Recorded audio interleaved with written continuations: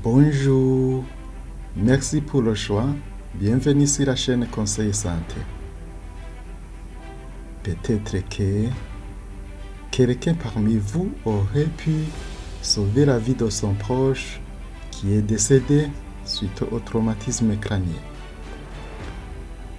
Vous auriez peut-être certaines questions pour savoir pourquoi la plupart des patients qui ont fait un traumatisme crânien décèdent même s'ils sont déjà arrivés et bien pris en charge à l'hôpital. Je vous invite de bien suivre la vidéo de A à Z. Vous allez découvrir les principales causes du décès chez les personnes victimes du traumatisme crânien.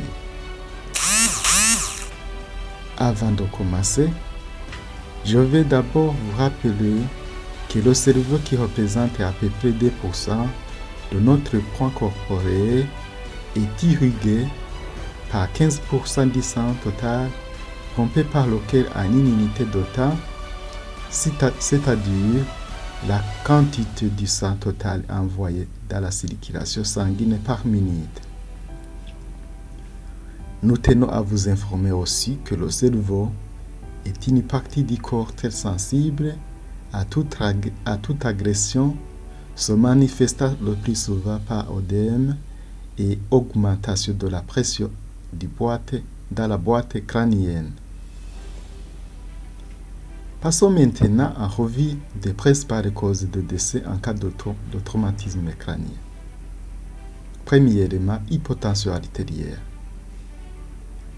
Le cerveau étant sensible, toute agression au cerveau engendre un odème et par conséquent, comme la boîte crânienne qui contient le parenchyme cérébral est inextensible, il y aura augmentation de la pression intracrânienne selon la gravité du traumatisme.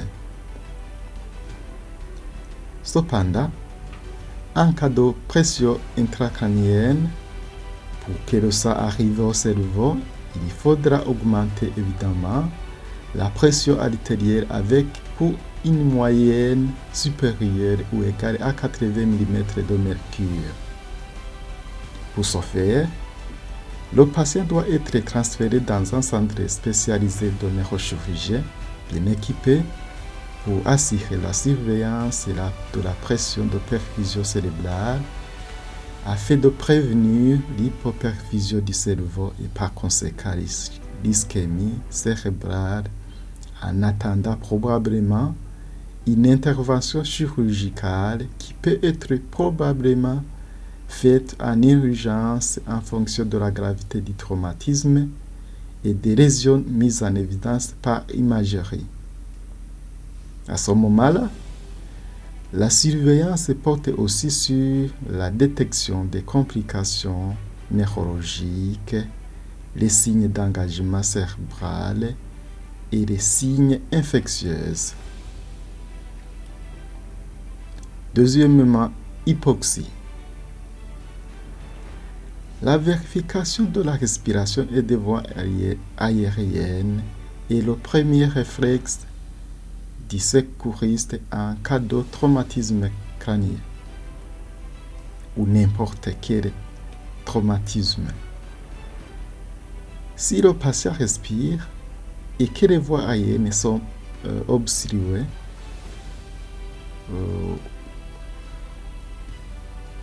ou si le patient ne respire pas et qu'on constate que les voies aériennes sont obstruées, il faut d'abord aspirer les sécrétions et donner de l'oxygène si la saturation en oxygène est perturbée. En plus, à l'hôpital, la surveillance vise à la lutte contre les autres agressions cérébrales secondaires d'origine systémique en veillant, par exemple, à l'équilibre de la glycémie, l'équilibre thermique, hypothermie ou hyperthermie, et l'équilibre acidocétosique, la correction de l'anémie s'il y a hémorragie, etc., etc. En général, malgré la rapidité et une surveillance, une meilleure prise en charge du traumatisme crânien, plusieurs facteurs influencent directement le risque de décès. On les regroupe en facteurs liés à la gravité initiale du traumatisme, aux complications secondaires et aux caractéristiques du patient. Premièrement, la gravité initiale du traumatisme. On aura toujours un score de Glasgow qui est bas, par exemple, en cas où le score de Glasgow est inférieur ou égal à 8 à la diminution. Et là, on aura un traumatisme crânien grave. Et la durée du coma prolongé aussi explique la gravité du traumatisme crânien. Les pupilles non réactives, anisocorie, qui sont les signes d'engagement cérébral. Hémorragie intracrânienne tendue. Là, on peut avoir des hématomes extradurales, hématomes sous-durales, hémorragie intracérébrale massive aussi. Les lésions diffuses de l'axone, ce sont des lésions microscopiques irréversibles. Deuxièmement, on peut avoir le facteur systémique aggravant. Ce sont des agressions cérébrales secondaires d'origine systémique, entre autres hypotension artérielle, facteur d'une hypoperfusion cérébrale à l'origine d'une ischémie cérébrale. L'hypoxie. On peut avoir une saturation qui est diminuée, inférieure à 90%. On peut avoir hypercapnie ou hypocapnie en cas de trouble de ventilation. On peut avoir l'hyperthermie qui aggrave l'œdème et la consommation en oxygène. Les troubles hydroélectrolytiques aussi peuvent exister et doivent être corrigés le plus rapidement. On a par exemple l'hyponatrémie ou l'hypernatrémie et la glycémie. La glycémie, il faut corriger l'hypoglycémie et aussi corriger s'il y a hyperglycémie.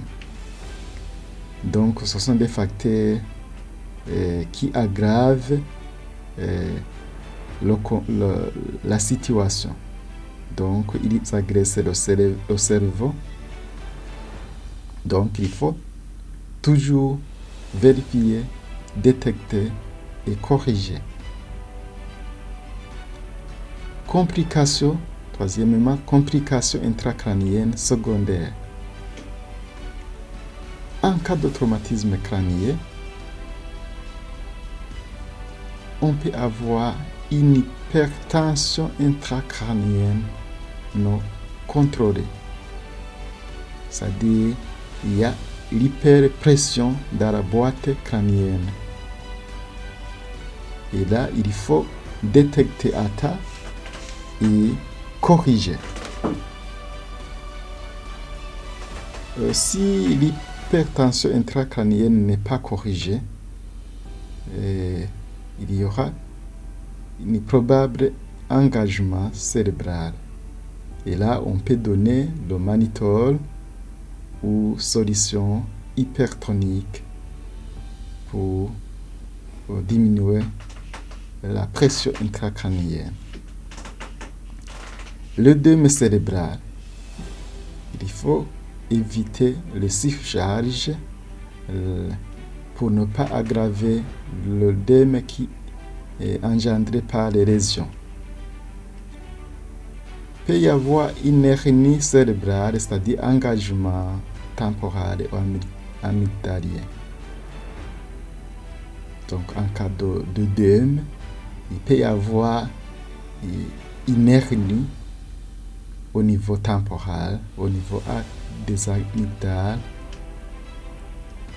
On peut avoir aussi des infections, la méningite, abcès, surtout quand il y a plaie crânio-cérébrale. Il faut toujours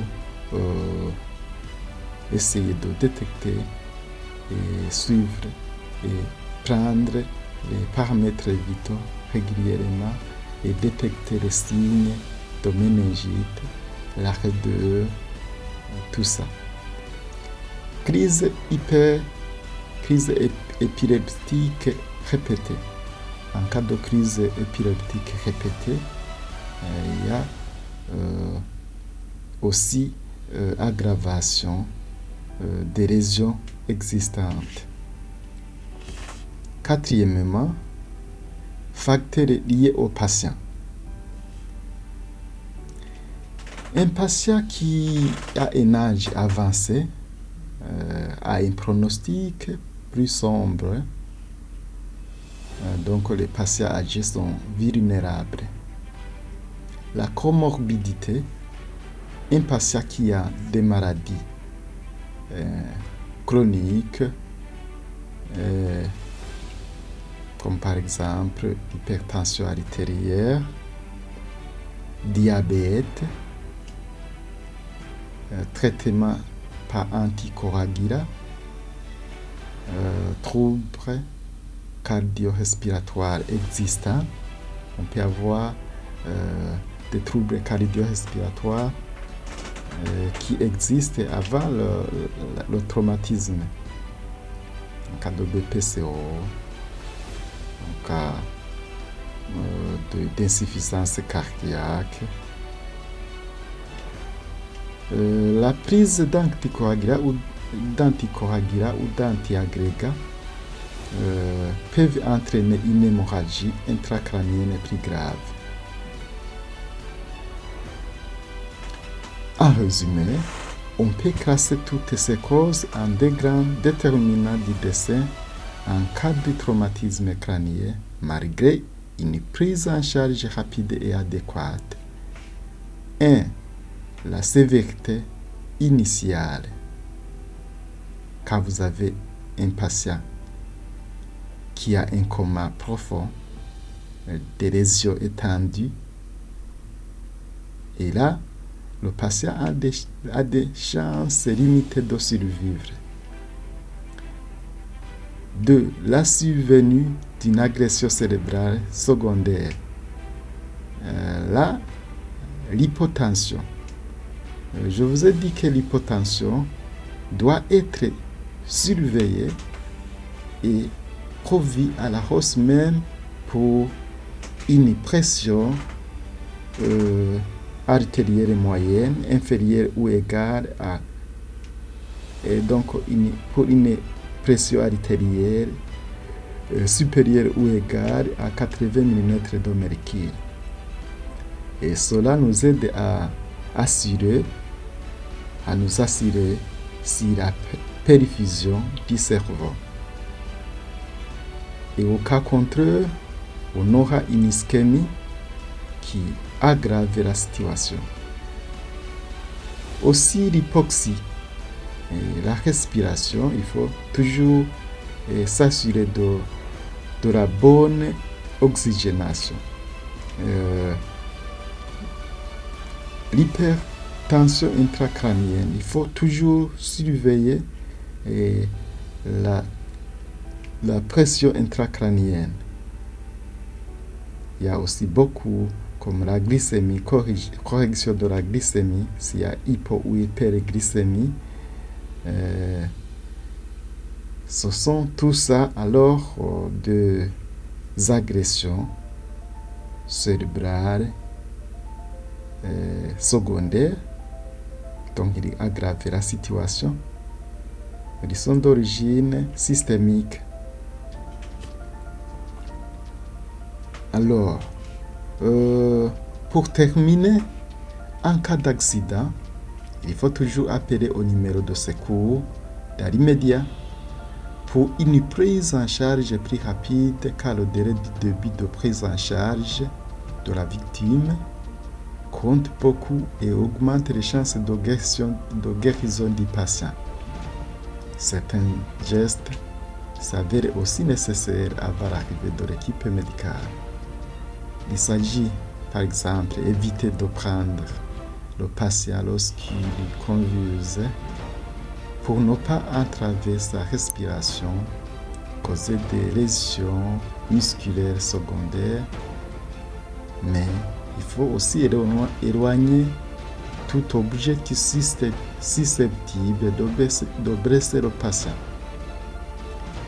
Essayez de placer le patient en position de sécurité afin de vérifier sa respiration et vérifier toujours sa respiration lorsqu'il est allongé en décubitus dorsal pour prévenir l'obstruction des voies respiratoires par la langue, par les sécrétions, tout en évitant des mobilisations inutiles afin de ne pas aggraver les lésions du rachis.